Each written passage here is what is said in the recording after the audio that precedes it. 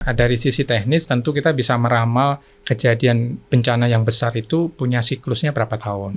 Nah, mumpung kita belum mencapai siklus bencana yang besar, pemerintah sudah naruh dana abadi di awal supaya kita bisa punya investasi yang nantinya akan kita gunakan ya di dalam pembiayaan bencana ke depannya gitu. Biasanya yang dibutuhkan oleh masyarakat itu dana itu harus cepat. Kadang-kadang dananya ada tapi cairnya susah gitu ya. Jadi kalau masyarakat tuh kita tanya, yang penting dana itu cepat.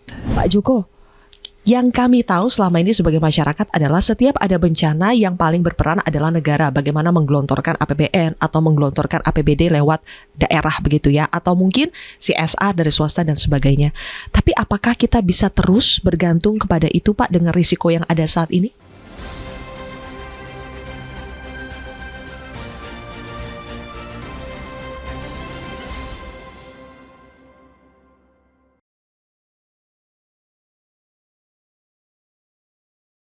Halo teman-teman semua, jumpa lagi di podcast Si Paling Kontroversi, masih bersama saya Zilvia Iskandar. Teman-teman pernah nggak merasa bahwa akhir-akhir ini cuaca suka tidak menentu? Kita sering mendengar bahwa sekarang iklim tidak bisa diprediksi dan semakin banyak bencana yang terjadi akibat perubahan iklim. Tapi pernahkah kita bertanya, bagaimana ketika bencana itu terjadi, kerugiannya seperti apa, dampaknya langsung ke masyarakat seperti apa, dan biasanya biaya yang dikeluarkan itu dari biaya mana untuk bisa mengatasi atau memulihkan kembali keadaan pasca bencana terjadi. Nah, kali ini podcast Si Paling Kontroversi akan memberikan gambaran. Sebetulnya apakah ketika suatu bencana terjadi di suatu daerah, apakah kita selalu harus bergantung pada APBN atau dari APBD? Nah, apakah ada alternatif lain sebetulnya? Sekarang sudah ada dua narasumber di studio podcast Si Paling Kontroversi. Pertama adalah Direktur Utama dari Badan Pengelola Dana Lingkungan Hidup atau BPDLH, Bapak Joko Triharyanto. Pak Joko, apa kabar? Terima kasih sudah datang ya di podcast Si Paling Kontroversi. Kemudian juga ada pakar gempa bumi dan kebencanaan di Indonesia, Pak Irwan Meilano. Pak Irwan, terima kasih sudah hadir. Halo semuanya, semuanya dalam keadaan sehat ya? Alhamdulillah, meskipun di luar itu panas tapi ternyata gerimis. Pas banget dengan apa yang mau kita bahas sekarang, tapi akan lebih mendalam.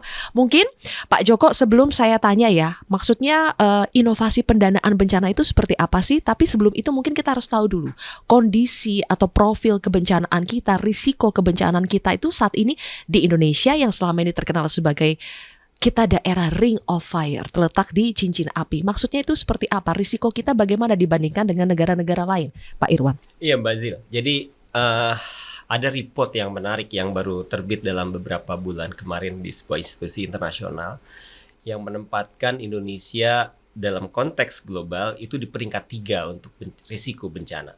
Sebelumnya di peringkat 2 dan sekarang sedikit bergerak lebih baik peringkat 3. Tapi 3 besar itu berarti riskan banget ya dalam skala dunia. Iya.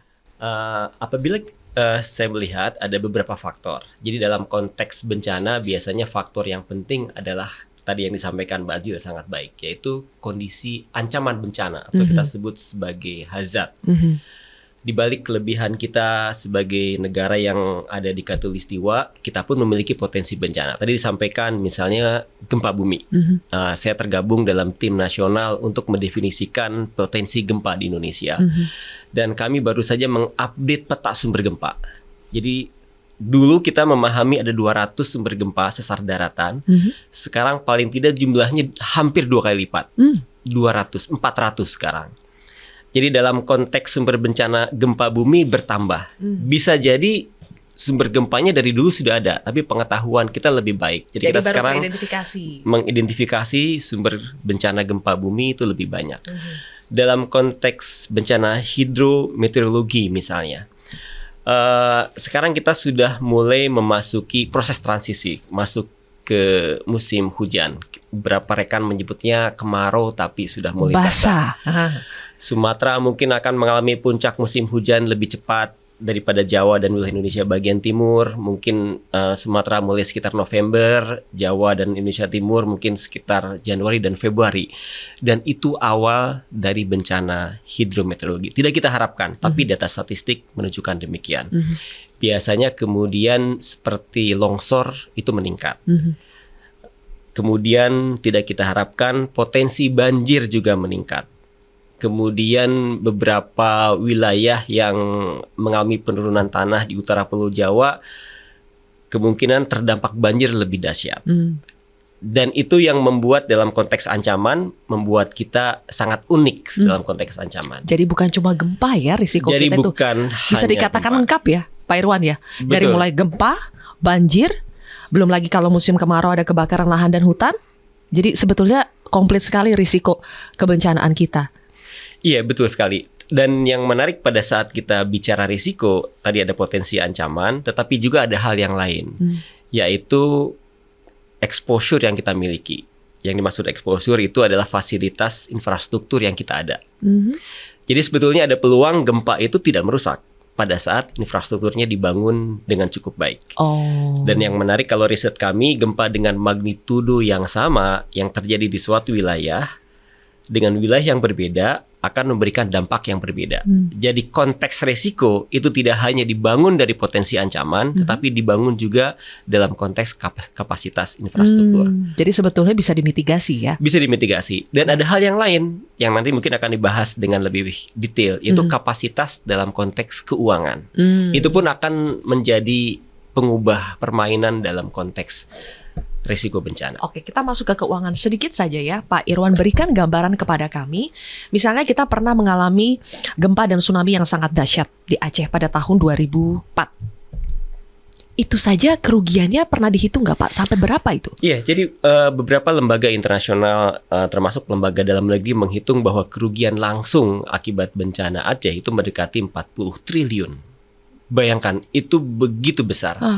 Biasanya negara mencadangkan di angka 5-8 triliun untuk merespon bencana. Jadi pada saat dampaknya 40 triliun, berarti kan kemungkinannya dana mana yang kemudian harus kita pindahkan. Jadi yang tadinya harus dibangun untuk infrastruktur, yang mungkin kita harus bangun untuk sekolah, kita bangun untuk fasilitas kesehatan, itu harus kita alihkan. Itu yang langsung. Tapi kami pernah menghitung dengan beberapa rekan, dampak tidak langsungnya itu bisa mencapai 70 triliun. Jadi yang apabila penanganan bencana tidak tepat, maka akan menghasilkan potensi kerugian langsung di masa depan. Dan itu bisa membebani APBN kita dengan sangat signifikan. Sangat-sangat. Membangunnya itu susah sekali, tapi sekali terjadi bencana, pulihnya itu begitu. Kerusakannya sangat masif, pulihnya juga sangat berat. Nah, oleh karena itu, masuk ke Pak Joko. Pak Joko, yang kami tahu selama ini sebagai masyarakat adalah setiap ada bencana yang paling berperan adalah negara. Bagaimana menggelontorkan APBN atau menggelontorkan APBD lewat daerah begitu ya. Atau mungkin CSR dari swasta dan sebagainya. Tapi apakah kita bisa terus bergantung kepada itu Pak dengan risiko yang ada saat ini? Ya, jadi mungkin menambahkan sedikit tadi yang sudah disampaikan oleh Prof. Irawan ya. Jadi dalam dimensi teknis kan memang tadi peta bencana ini makin beragam gitu. Nah, ketika peta bencananya makin beragam, tentu kita harus membentuk satu model pendanaan yang juga makin resilient. Karena ketika kemudian petanya berubah, makin beragam jenis bencananya, kalau hanya mengandalkan APBN tentu bangsa ini nggak akan resilient. Gitu ya. Karena kalau tadi kita lihat misalnya bencana tsunami Aceh itu total hampir 70-75 triliun, bencana di Jogja itu 40-45 triliun. Dan itu hanya pendanaan dari publik. Sementara yang non-publiknya kan kemudian menjadi tidak terkoordinasi dengan baik gitu ya. Nah, ini yang kemudian harus kita ubah. Pendekatan ini yang harus kita ubah. Di satu sisi kita tahu bersama bahwa Indonesia itu sangat rawan dengan bencana. Di sisi lain kita juga harus meningkatkan resiliensi dari sumber pendanaannya. Caranya gimana? Ya kita harus kreatif dan inovatif. Nah, masalahnya kita tahu bersama bahwa sumber-sumber pendanaan non-pemerintah itu banyak sebetulnya. Tapi kita nggak bisa menjemput itu kalau kemudian pendekatannya juga tidak menarik gitu. Ya kan? Kita harus tampil lebih cantik, lebih baik, lebih keren. Supaya pendanaan non-pemerintah itu mau datang.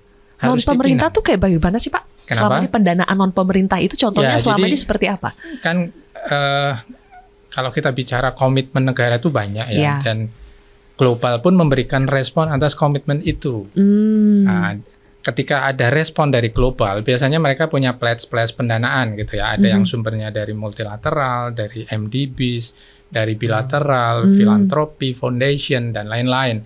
Nah, ini yang harus kita mobilisasi dengan baik. Caranya gimana? Pemerintah harus menjemput mereka, meminang mereka dengan pendekatan yang tadi kita harus bilang tampil lebih cantik. Menarik lah ya lebih buat menarik. mereka ya.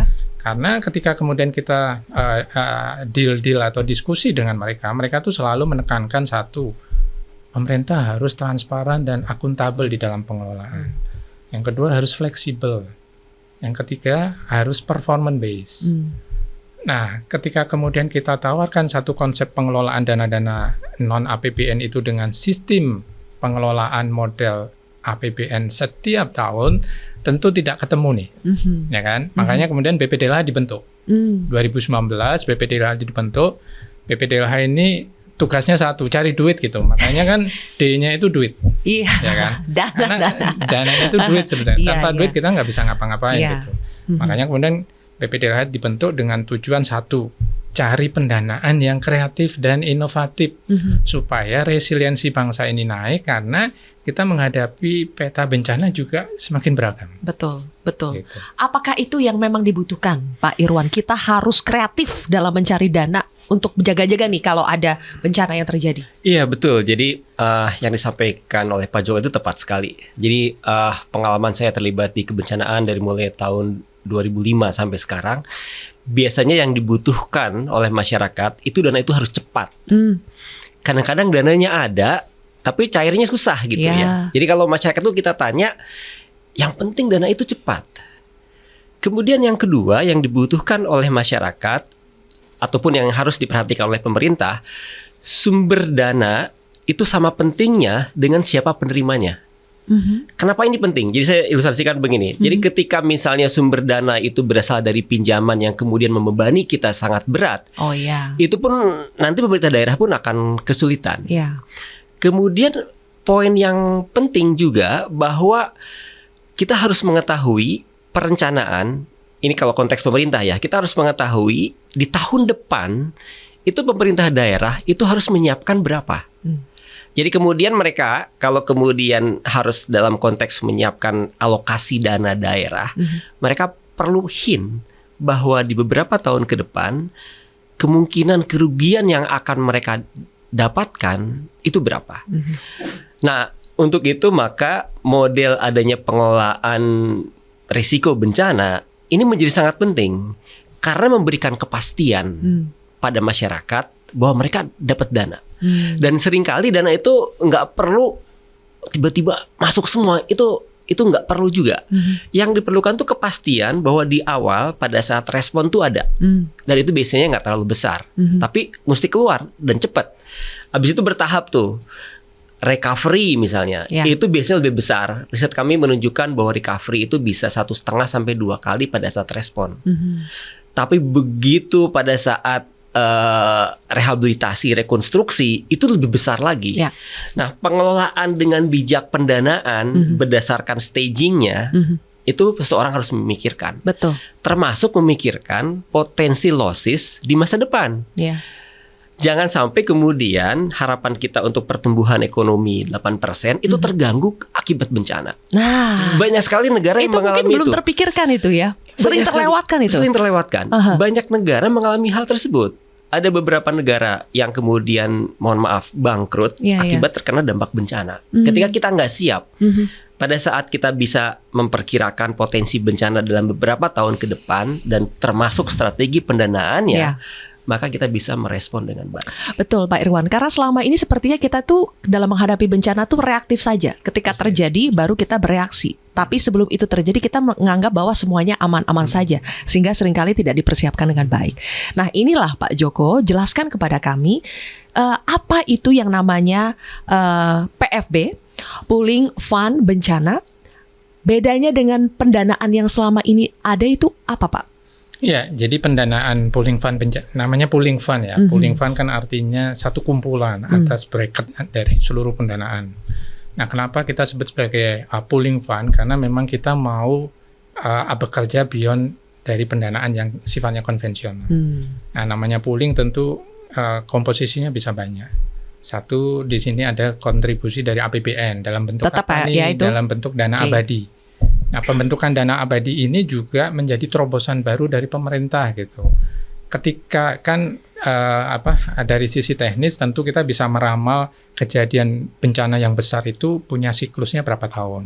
Nah, mumpung kita belum mencapai siklus bencana yang besar, pemerintah sudah naruh dana abadi di awal supaya kita bisa punya investasi yang nantinya akan kita gunakan ya di dalam pembiayaan bencana ke depannya gitu. Oh, dikelola dari dana abadi Dari itu dana diputar abadi, lah gitu Pak ya. betul. Karena dana abadinya sendiri sebetulnya tidak Nggak boleh boleh diambil. diapa-apain, betul. Oke. Jadi tahun pertama 2 memang mungkin kita masih suffer gitu ya. Tapi tahun ke-5, ke-6 mungkin bangsa ini sudah mandiri karena kita punya dana kelolaan dari dana abadi. Iya. Itu satu. Kemudian Menuai dari investasinya ya. hasil investasi. Oke.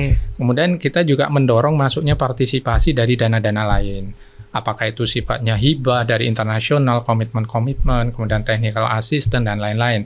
Termasuk ketika kemudian nanti kita mendistribusikan kepada penerima manfaat, karena pooling fund bencana itu selain dari settingan bisnis prosesnya juga unik dan menarik, inovatif dan kreatif, di dalam proses konstruksi bisnisnya juga dia masuk ke prabencana untuk meningkatkan awareness. Dan ini yang tadi disampaikan Prof. Irwan bahwa terkadang proses menyiapkan resiliensi di depan ini yang sering terlupakan. Ya. Sehingga apa? Ketika terjadi bencana, social cost-nya jadi lebih mahal gitu. Karena kita tidak dibiasakan untuk hidup terbiasa di dalam proses awareness terkait dengan bencana itu.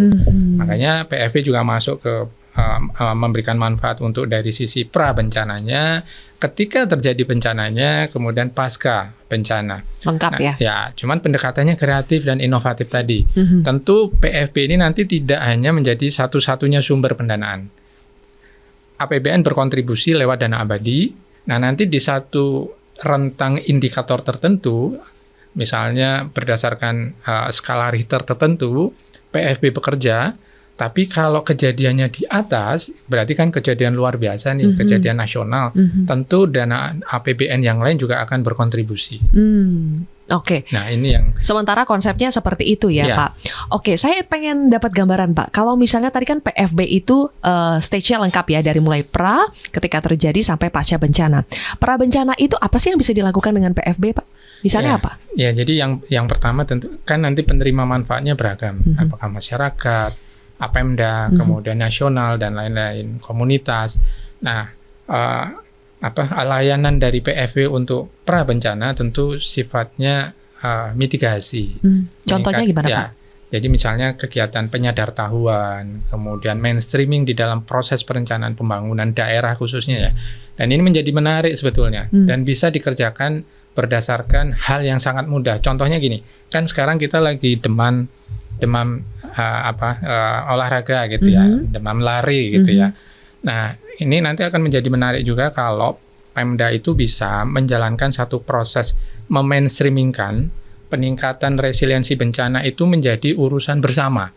Bukan hanya sekedar menjadi urusannya BPPD, menjadi urusan sektor gitu, tapi bisa dikerjakan semua.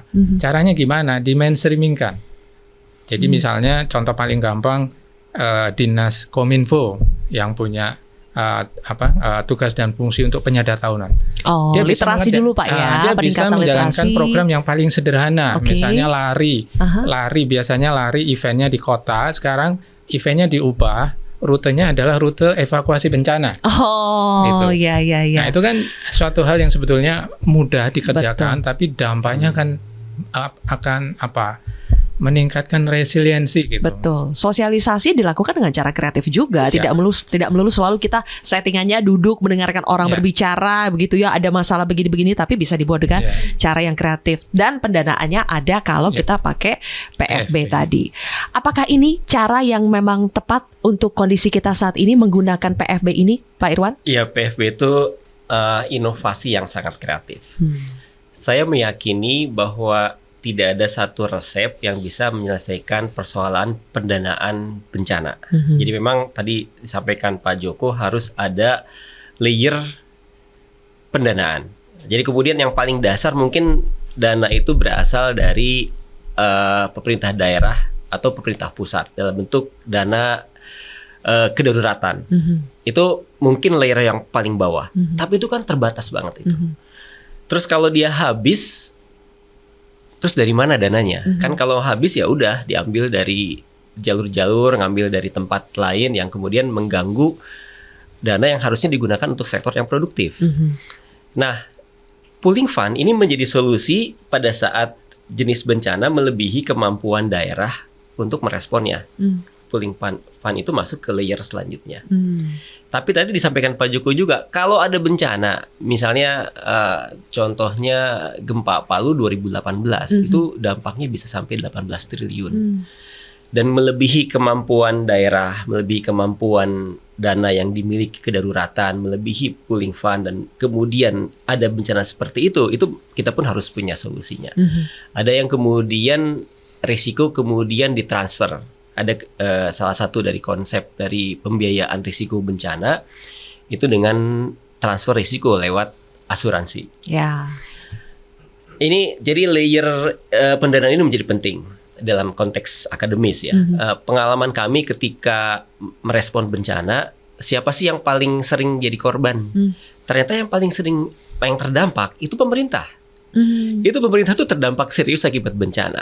Contohnya apa? Sekolah, fasilitas kesehatan, bangunan pemerintah.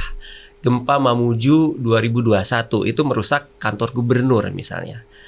Gempa Lombok 2018, saya pernah ke sekitar Lombok di bagian utara. Banyak SD yang rusak, puskesmas itu rusak. Jadi fasilitas publik itu terdampak. Dan kita harus merespon dengan cepat. Jadi kemudian harus ada layer pendanaan yang menjamin fasilitas pemerintah itu bisa berfungsi dengan cepat.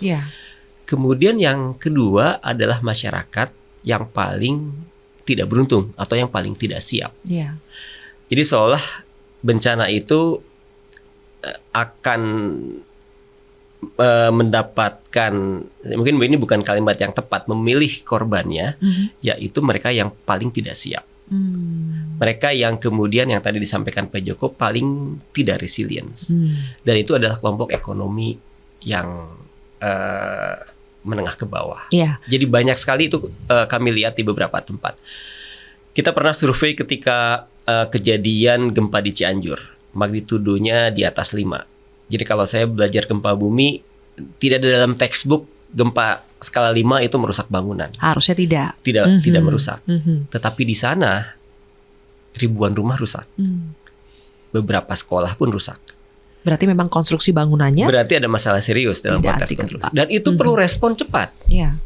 Jadi kita nggak mungkin nunggu anggaran yang normal untuk membangun kembali, padahal anak-anak harus sekolah. Padahal fasilitas kesehatan harus dibangun.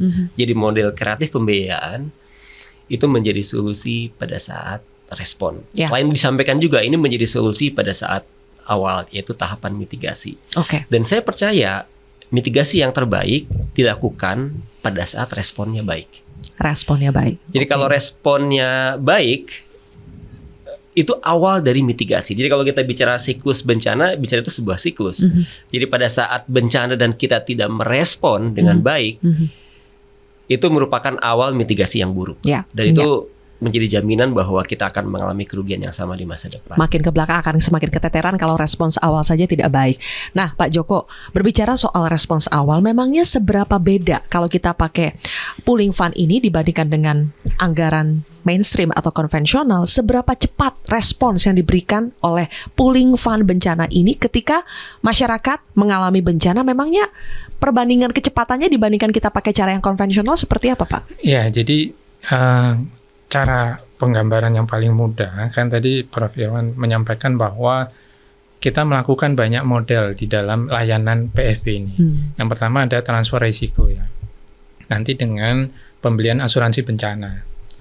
Nah, ketika kemudian asuransi bencana ini sudah bekerja, kita mengajak yang membeli adalah siapa nanti? Pemerintah membeli asuransi bencana. Kan tadi kami sampaikan ada dana abadi, ada dana kelolaan. Nah, dana kelolaan inilah yang kemudian nanti kita pakai sebagai salah satu kontribusi untuk pembelian premi asuransi. Jadi misalnya bangunan sekolah milik pemerintah diasuransikan, fasilitas jadi publik diasuransikan. APMN, asuransi barang milik negara, APMD, kemudian kita juga mengajak kontribusi dari Pemda untuk pembelian asuransi kebencanaan Pemdanya sendiri gitu ya. Dan ini tentu akan memangkas birokrasi. Contoh paling gampang kan ketika kita bayangkan melalui satu pendekatan asuransi parametrik yang ditetapkan berdasarkan satu parameter tertentu. Tadi misalnya di bawah sampai 5 skala Richter nanti akan difasilitasi dengan PFB ini. Tapi kita tetap berharap ada kontribusi dari Pemda. Supaya apa? Ketika terjadi bencana, pendekatan asuransi ini akan memangkas birokrasi. Yeah. Kok bisa? Ya ibarat kata misalnya kita punya asuransi kesehatan. Yeah. Kalau kita sakit, kita datang ke dokter, ke rumah sakit, kan tinggal gesek gitu ya, tinggal dipakai gitu. Ya semudah itulah nanti Cashless. pendekatannya. Oke, harapannya ketika bangunan, misalnya kita ambil contoh yang gampang ya, bangunan rumah sakit milik pemerintah, ketika dia memiliki asuransi dan terjadi bencana, gempa misalnya, asuransi itu lebih cepat cair, diklaim bisa lebih cepat cair dibandingkan kita harus mengikuti birokrasi dari pemerintah ya. Oke, itu kurang lebih konsep dari pooling fund bencana ini seperti apa. Nah, instrumennya tadi kan Bapak bilang ya, dana abadi kemudian dikelola, kemudian ada dana kelola itulah yang dipakai untuk misalnya untuk membeli asuransi ini. Instrumen untuk bisa mengelola investasi dari dana abadi ini dikelola dengan cara apa sih Pak Joko? Ya, jadi PPDLH ini kan kebetulan punya mandat menjadi yang namanya operator investasi pemerintah. Jadi satu lembaga pemerintah punya mandat untuk mengelola investasi itu nggak sembarangan, harus punya uji. Ya, uji kompetensi, uji kelegalan, kemudian uji regulasi. Nah, nanti ketika kita sudah sah menjadi operator investasi pemerintah, kemudian kita menyampaikan yang namanya dokumen rencana investasi BPDLH terkait dengan pooling fund. Nah, kalau instrumennya tentu kita akan masuk ke instrumen jangka pendek, jangka menengah, jangka panjang. Instrumennya beragam ya, ada instrumen deposito, kemudian ada pasar modal, obligasi. Sampai ke pasar modal ya, juga ya? Ya. Okay. Dan ini yang kemudian kita sampaikan di awal dulu, karena kan tadi kami sampaikan BPDLH itu harus menjaga akreditasi BPDLH sebagai lembaga yang memang punya kapasitas untuk melakukan investasi. Mengelola investasi. Betul. Ya. Makanya dari awal semua dokumen BPDLH nanti mau melakukan instrumennya apa itu harus dilaporkan secara resmi. Kemudian ada verifikasi dari Komite Investasi Pemerintah. Dan ini bentuk perikatan tanggung jawab BPDLH sebagai lembaga yang ditunjuk untuk mengelola investasi. Gitu. Karena kita tahu investasi itu bisa untung bisa rugi. Ya. Makanya supaya mencegah kerugian itu setiap kali harus dilaporkan terlebih dahulu. Gitu. Sebelum melakukan investasi. Ya. Jadi dari awal sudah transparan dan akuntabel. Sekaligus kita bisa ngukur mitigasi risiko dari pilihan instrumen asuransi, pilihan instrumen keuangannya. Ya. Karena kan kita menyampaikan selera risiko kita seperti apa nih. Betul. Kayak misalnya pasar modal itu kan high risk Pak ya. Itu akan seperti apa, mengukur risikonya sejak awal tuh bakal seperti apa? Nah, jadi kita punya hitungan indikator yang tapi yang paling penting selera risiko dari BPDLH sendiri itu sudah harus diungkap di awal. Ya. Contoh paling sederhananya gini, misalnya kita masuk ke instrumen perbankan, layer bank-bank apa yang kemudian kita pilih? Ya. Apakah kita masuk hanya di Himbara atau dibuka juga klausul masuk ke bank non Himbara, ataukah dia juga masuk ke layer bank lokal, BPD, BPR dan lain-lain. Belum nanti misalnya kita masuk ke obligasi korporasi. Kita tentu punya hitungan, karena BPDLH ini kan harus menjaga kredibilitas sebagai pengelola dana lingkungan. Jadi ketika kita milih obligasi korporasi, itu bukan hanya kita lihat dari pertama filternya LQ45, tapi kita juga harus punya double filter, misalnya dia juga masuk ke indeks Sri Kehati, untuk memastikan bahwa secara tata kelola GCG-nya atau secara tata kelola ESG-nya dia memenuhi semua klausul. Karena BPDLH harus merawat investasi yang sudah dilakukan BPDLH selama ini. Jadi termasuk laporan keuangan, apakah good governance atau enggak itu dicek semua ya Pak ya? Dan semua dipublikasikan secara terbuka di websitenya BPDLH. Oke, harus transparan, akuntabel sejak awal. Nah, Pak Irwan, kita tahu ya, mungkin teman-teman belum banyak yang mengasuransikan rumah mereka misalnya. Tapi kalau misalnya kita tarik ke yang muda itu kan mungkin yang dekat dengan kita adalah asuransi kesehatan. Asuransi kesehatan kan kita tidak bisa mau main klaim begitu saja, apakah pasti akan dicek apakah kita sudah memenuhi syarat atau tidak. Saya bayangkan mungkin dalam kondisi kita kebencanaan seperti ini juga pasti akan dicek, tidak akan sembarangan juga kalau misalnya apalagi nilai kerugian yang harus ditanggung itu besar.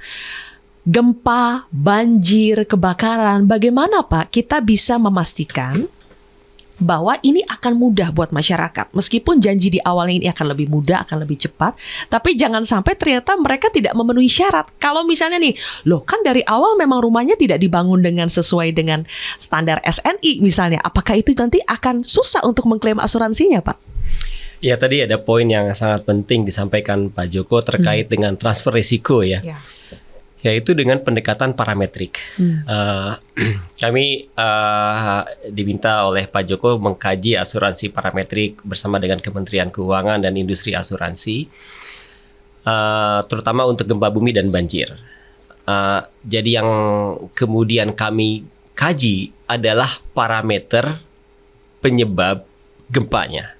Itu yang disebut sebagai parametrik, yaitu faktor yang memicu kemudian dampak kerusakan. Walaupun tadi poin bagus sekali, tentu saja Mbak Zil menyebutkan tingkat kerusakannya pun harus dikaji. Tetapi yang kami lihat bahwa untuk kasus Indonesia saat ini, yang menjadi dasar kemudian di-on-kan asuransi adalah parameter gempanya.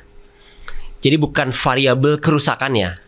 Tapi kemudian tentu saja kerusakannya pun menjadi salah satu nanti dasar perhitungan berapa jumlah yang diberikan. Tetapi ketika meng-on-kan skema transfer risiko lewat asuransi, yaitu parameternya.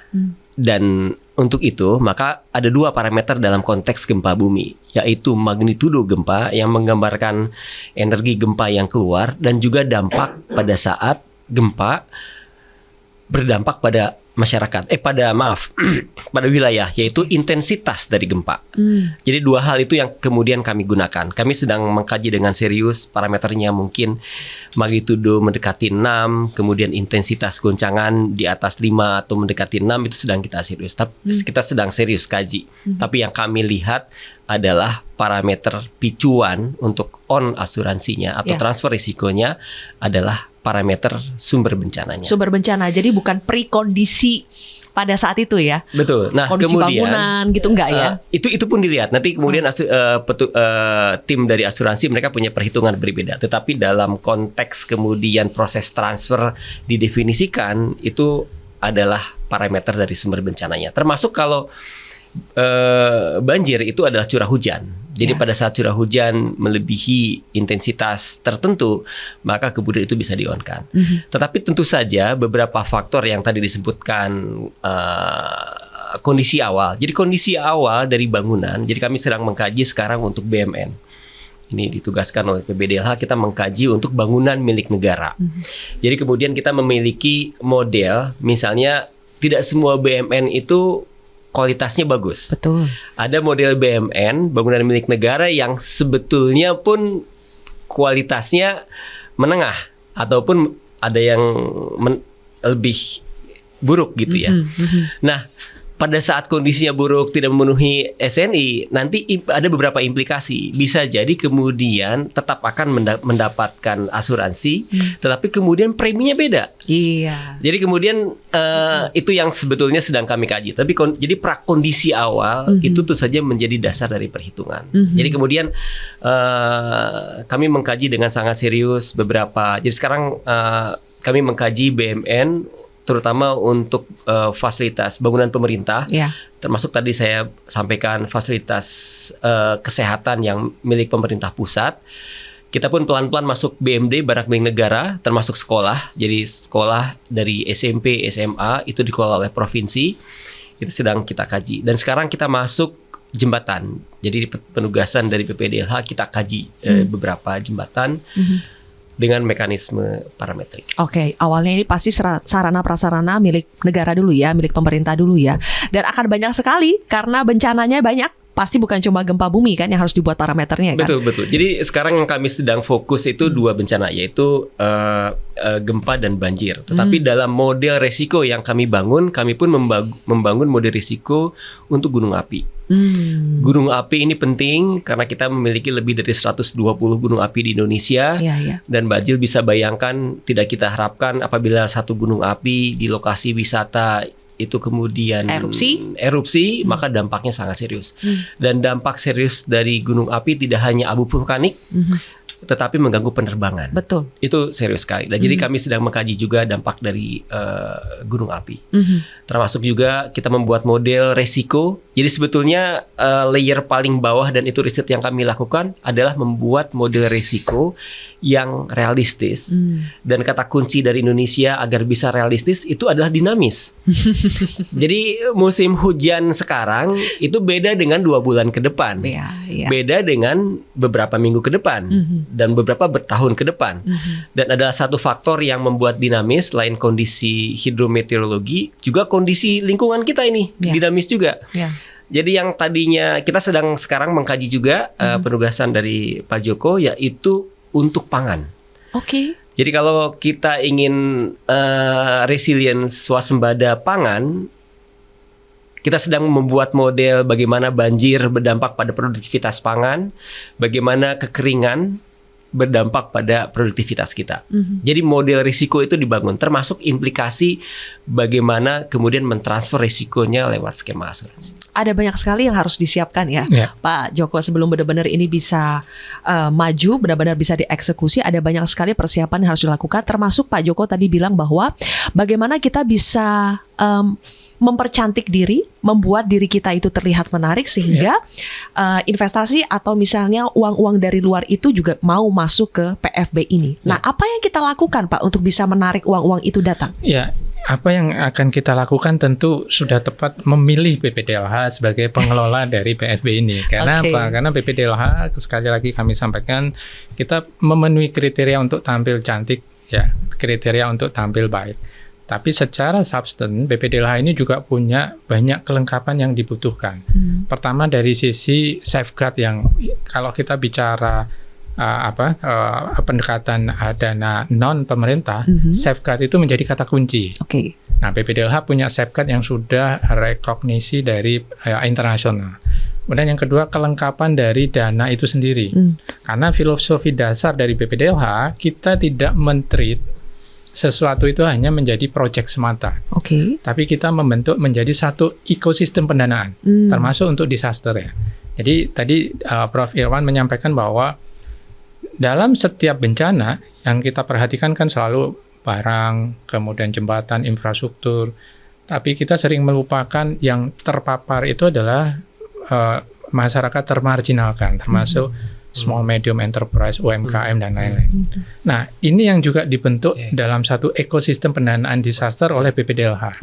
Kita menempatkan PFB ini dalam, kalau kita bicara bisnis proses dari ekosistem pendanaan disaster di BPDLH ya, kita menempatkan PFB ini dalam layanan dari sisi hilir.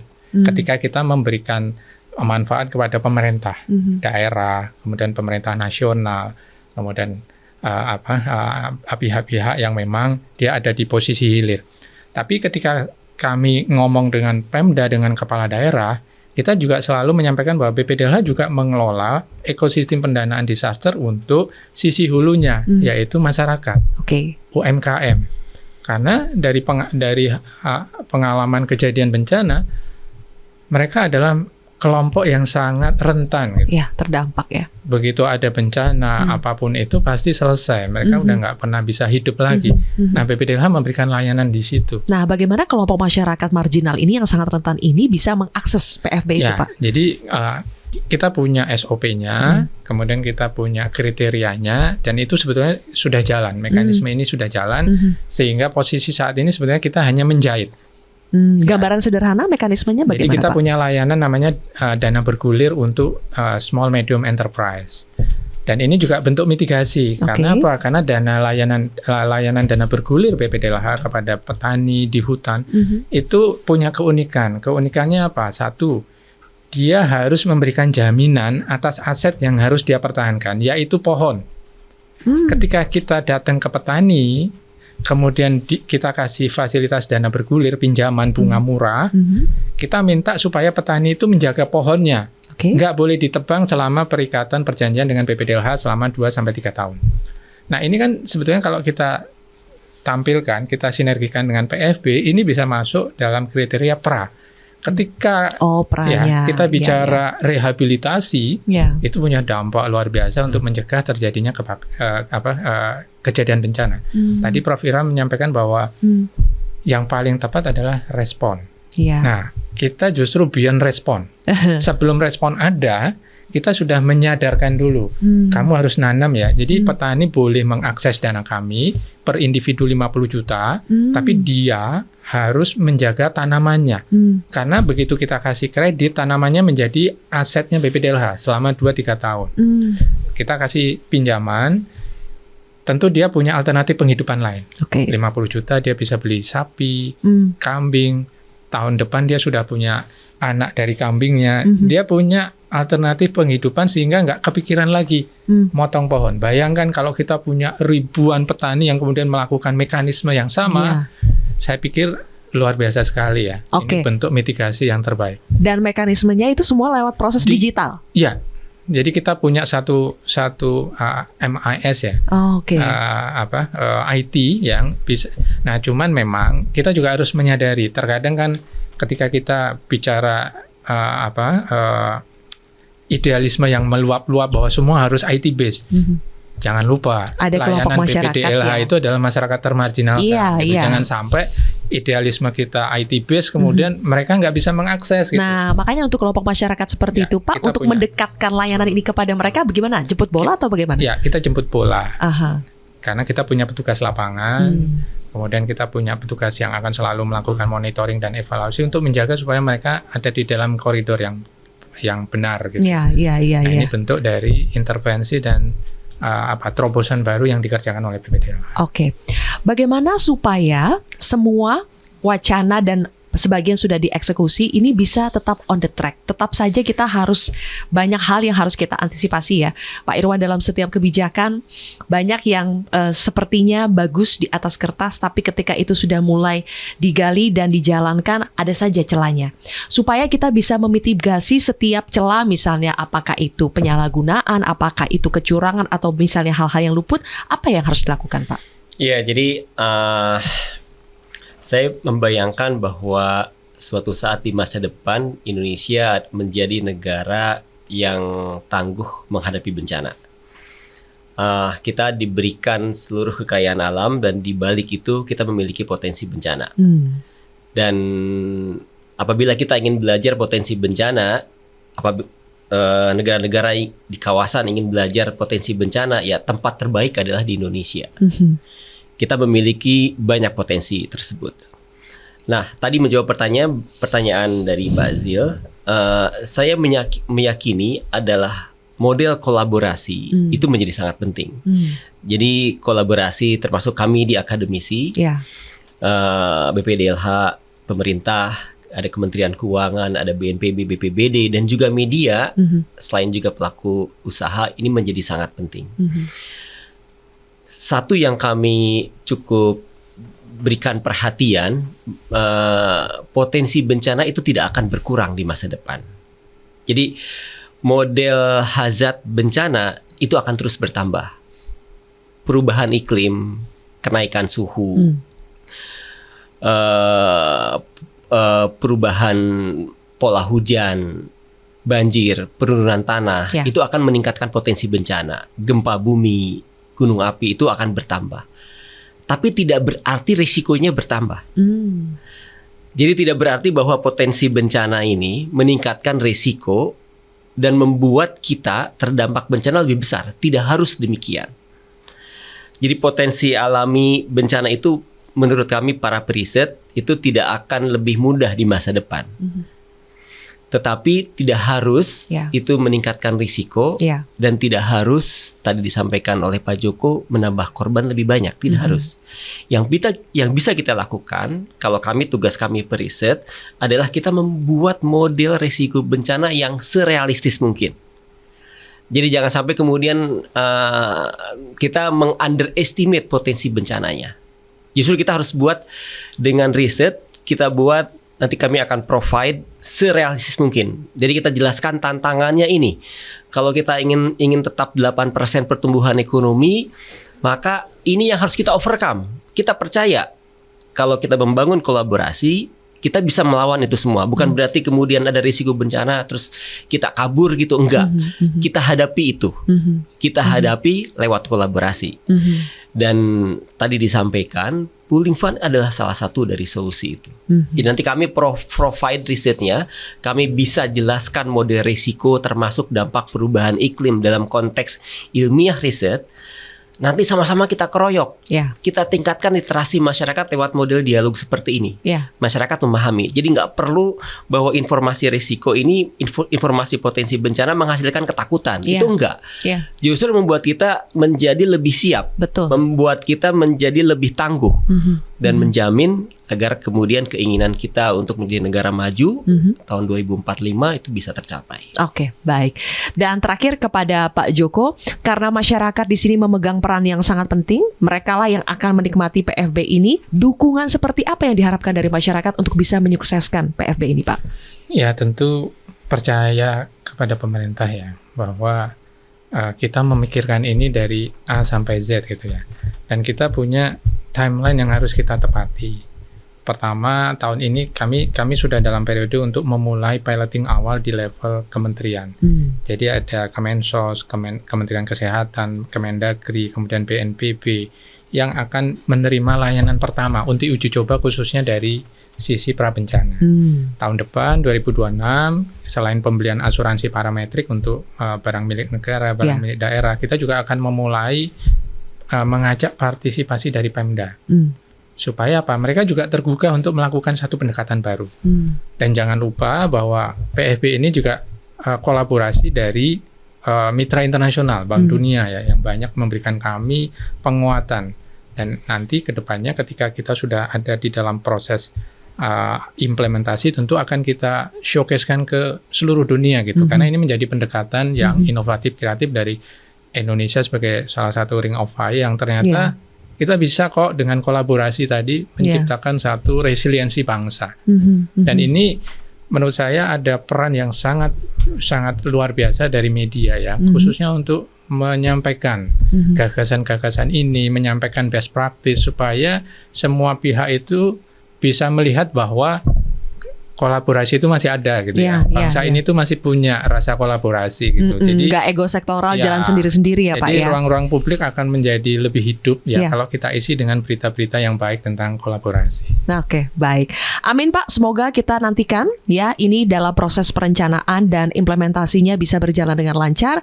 Kita harapkan ada banyak sekali success story yang akhirnya bisa kita dalam tanda kutip kita pamerkan, kita jual dalam supaya pooling fund itu bisa datang masuk ke PFB ini. Terima kasih Pak Joko dan juga Pak Irwan. Terima kasih banyak sudah hadir di podcast Si Paling Kontroversi dan mengedukasi kami semua. Mudah-mudahan ini bermanfaat buat masyarakat kita. Terima kasih. Terima kasih. Dan teman-teman, inilah akhir dari podcast Si Paling Kontroversi. Nantikan episode berikutnya, akan banyak sekali informasi dan wawasan yang kami berikan di podcast ini. Sampai jumpa.